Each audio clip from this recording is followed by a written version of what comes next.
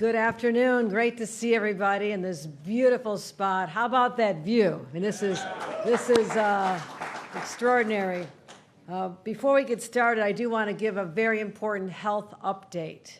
And similar to what we saw a short time ago, the air quality is deteriorating very quickly in our state as a result of the Canadian wildfires. And that being said, over the next 48 hours, we're anticipating the smoke and the haze to come all across the state. And we've been watching this, monitoring this, and it's going to enter the New York skies tomorrow morning with western and central New York hit first, Wednesday, and by Thursday, you're going to see the smoke affecting New Yorkers here in the city as well. A reminder that a good quality index, air quality index, is 50. That's the one you like. And we're expecting the numbers literally tomorrow across the state to be in the unhealthy range, and they'll reach hazardous levels in much of our state. So I'm announcing that as a few minutes ago, we've had to announce air quality advisories in different parts of our state. As I mentioned, Western New York, Eastern Ontario, Central New York, and we're going to be monitoring this very closely. In Western New York, we're expecting unhealthy about 151 to 200. Unhealthy for Eastern New York is going to be 101 to 150, and other parts 150. But as we saw last week, this can deteriorate very quickly. You may be at 150 one moment, and then all of a sudden it's 200. And we actually experienced 400 in the city of New York, and Syracuse was also the hard hit. So we all know what that felt like. You know, we actually had some situations, and people talk about smoke alarms going off in their homes. You know, indoors in Albany, it was hard to breathe. So we know how detrimental this can be. So we are going to be out there vigilant, and I'm appreciating the media for broadcasting us across the state. So we are making sure everyone is aware. We're going to make sure that information is available to those using public transportation, and we hope after today more will. We're going to be having onboard announcements about what people should do, what the quality is, and also making available masks once again, because the safest thing is if you have to be outdoors when the air quality is what that is going to be wearing an N95 mask. I've also directed my team to activate the wireless cell phone alert system, an emergency system that'll give alerts in areas that are hazardous and tell people what to do as well. So we are also making sure that word is out about people running outdoor activities. A lot of children are off to camp this week.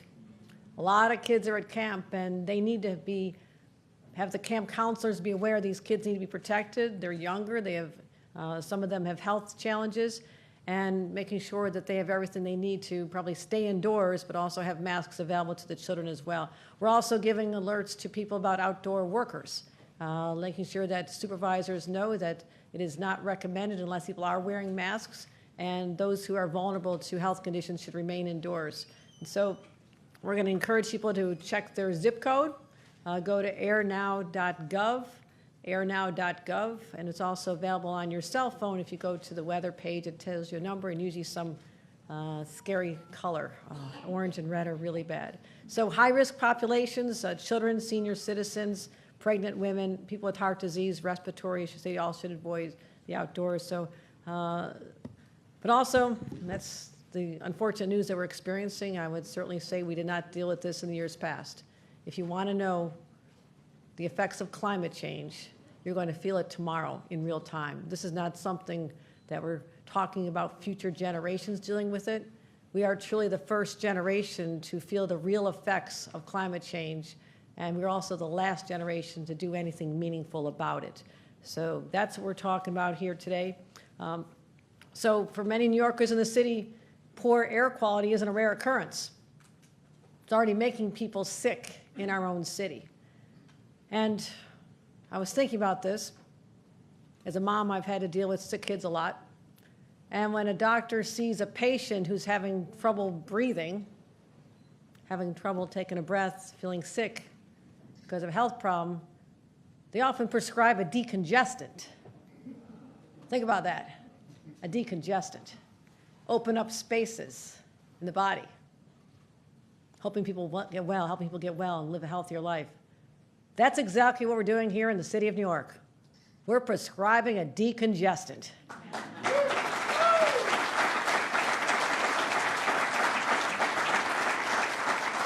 And how are we doing that? We are going to be the very first state in the nation, the very first city in America to have a congestion pricing plan. We are setting the standard right here in real time for how we can achieve cleaner air, safer streets, and better transit. And you are all part of making history. And this is how we help the body heal, get better, get healthier. And I'm alongside here today so many leaders who truly understand the urgency behind this, and some who are not with us. But I do want to give a special shout out to our president, President Joe Biden, who has authorized this process to move forward.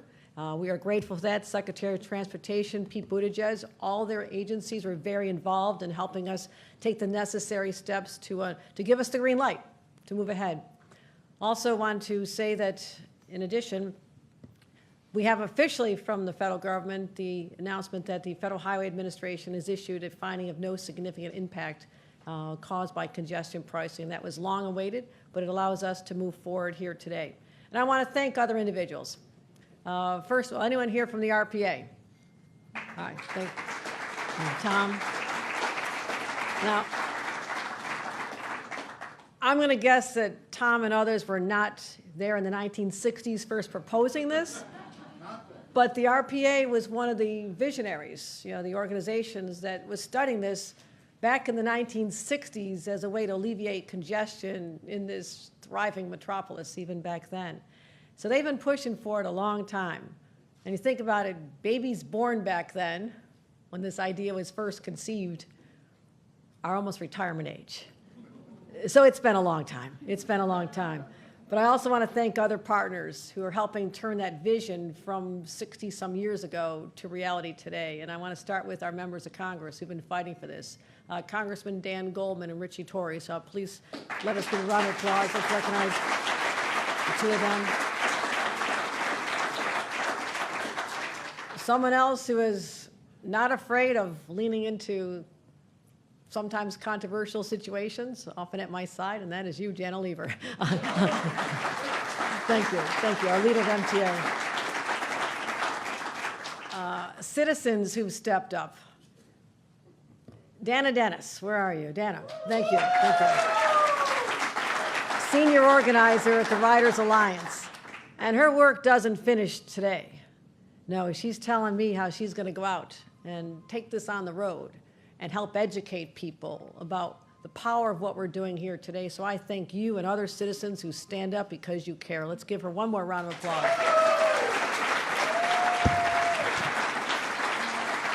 And we have elected leaders at the state level. Senator Brad Holman-Siegel, I want to thank you for your incredible work on this.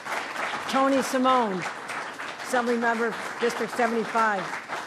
Joanne Simon has joined us. Thank you, Joanne, for being here. Her support. Deborah Glick, Assembly Member from 66. Jennifer Gonzalez Rojas, Assembly Member, please stand up.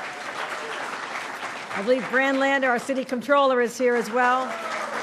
And Council Member Gail Brewer has joined us. Let's give a round of applause. Also, our leaders in transportation. Marie-Therese Dominguez. She's done an incredible job as the leader of the New York State DOT, and I thank you for all your work and your team's work on this as well. And Commissioner of the New York City Transportation, Rodriguez as well. If he's here, I'll give him a round of applause. Yannis Rodriguez.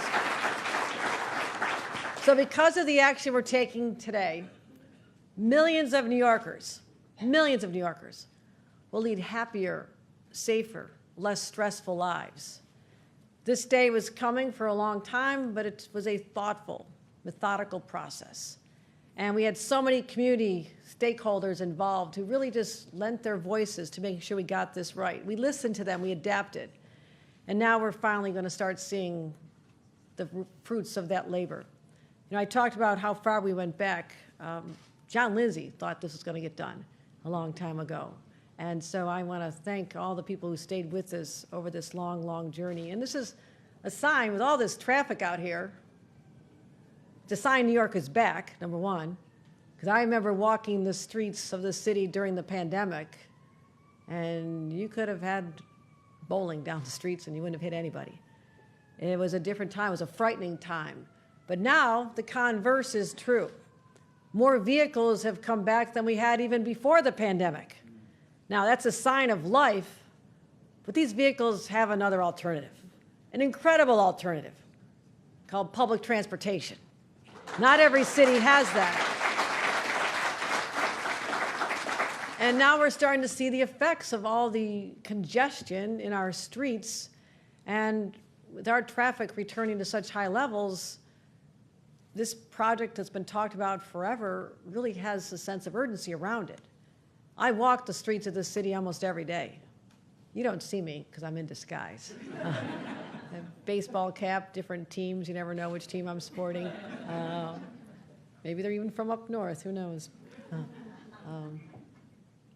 But I'm out there, and I see it. And I know the anxiety people have when you're at the intersection and cars are flying through and you can barely, and the delivery trucks are jammed up, they can't make their deliveries, and they're getting frustrated, and the cars behind them are all beeping because they can't get through. It is chaos. It is chaos. And think about the pedestrians just trying to get around, the bicyclists, the delivery people. It is dangerous for them. But all this concentrated activity, the vehicles sitting there idling because they cannot move, and our buses that are not moving, it's also creating all this exhaust and emissions that our people are breathing. As I mentioned at the outset, we're more cognizant of what's going into our lungs these days, and we're experiencing the effects of the wildfires in Canada. What about the wildfires that are happening on our own streets right here, coming out of the exhaust pipes from all these vehicles?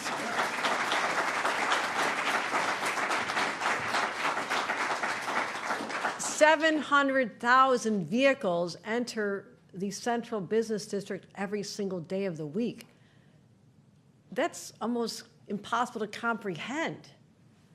And so buses, like I said, can't move. They're trying to do the right thing. People on buses are trying to make sure they're doing what's maybe more affordable for them, which is important. We have to keep those buses moving. These people have to get to their jobs too. It doesn't help if our buses immobilized.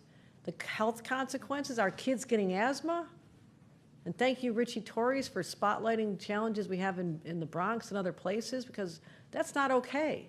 It's not okay that kids, no fault of their own, walking back and forth from school, are inhaling something that's going to give them health consequences years from now.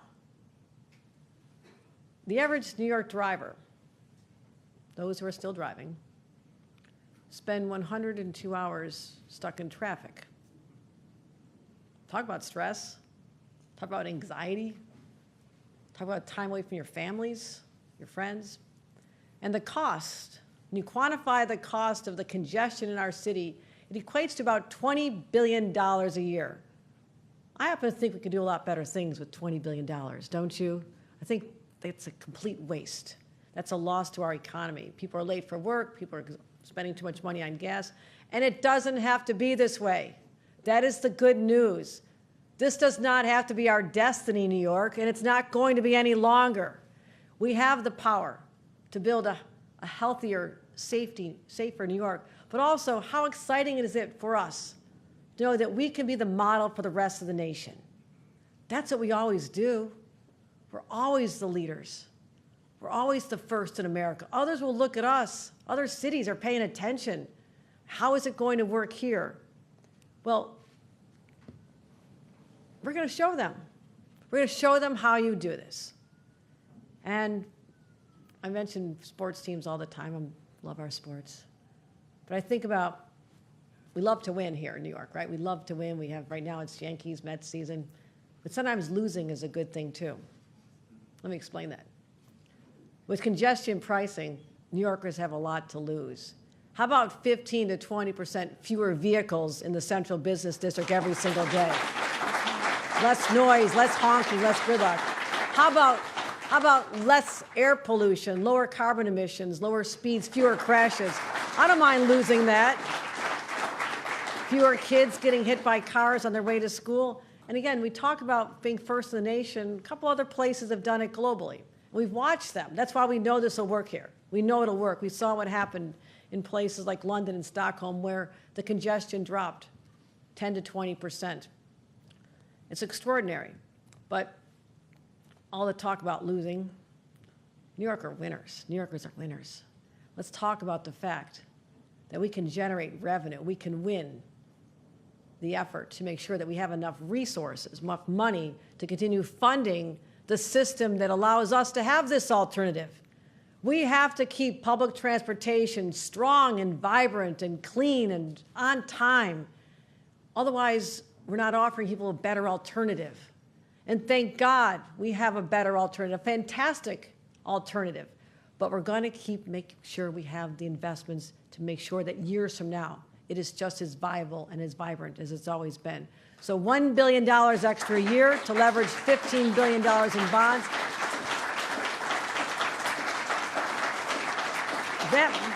That money can be transformative. Now, we just came off a budget session, made sure we had the money to keep the trains from going off the cliff, which is where they were heading, because we could not have foreseen the loss in ridership, the loss in revenues, et cetera, because of the pandemic. So I'm here to say, we'll continue doing our investments, but it's not going to be enough.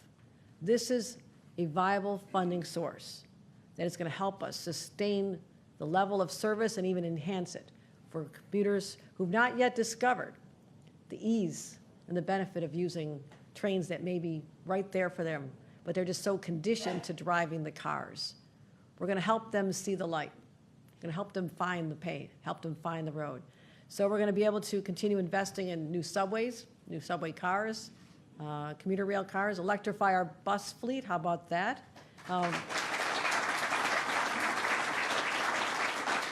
Facilitating our ADA compliant and accessibility retrofits, which is critically important.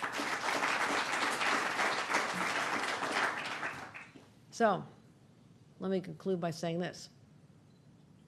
Doctors know, parents know, sometimes it takes a little while for the decongestant to start taking effect. Okay?